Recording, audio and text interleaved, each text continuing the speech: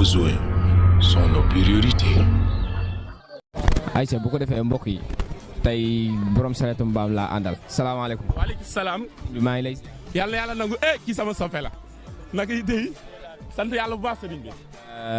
yow daal yaay borom sareet. waaw non dama àbb sareet parce que yéen ci def sama tarbiya mooy lan course ba daa war a set ci ndigalu Cheikh Seydi Mouhamadou Moustapha waaw loolu rek la.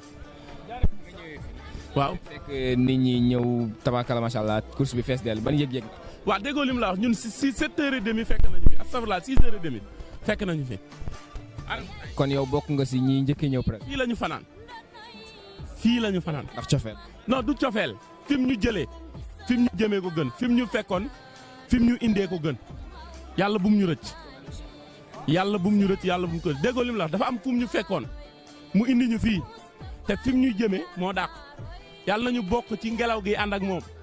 kay ruus nag yaa xam ñun yàlla buñ ci bokk loolu rek la ñuy ñaan yàlla. waaw yàlla nañu ko yàlla bàyyi. jërëjëf mbokk mi ñu jaajëfal ko bu baax. MTN TV, vos besoins sont nos priorités.